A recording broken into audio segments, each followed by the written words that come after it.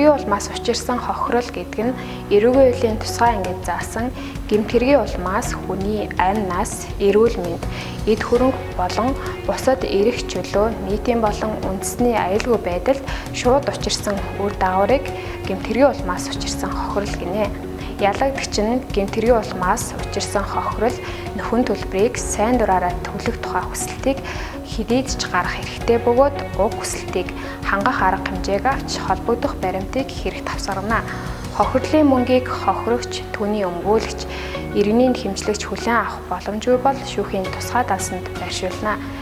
Мөн шүүгдэгчийн үйлцэн гэмтэргийн улмаас учирсан хохирлыг нөхөн төлөх талаар гаргасан хүсэлтийг шүүгдэгч, түүний хуульсны төлөөлөгч, өмгөөлөгчийн санал хүсэлтийг үндэслэн шүүх уралдааныг ажлын 5 өдрөөс хэтрүүлэхгүйгээр завсарлуулж болно.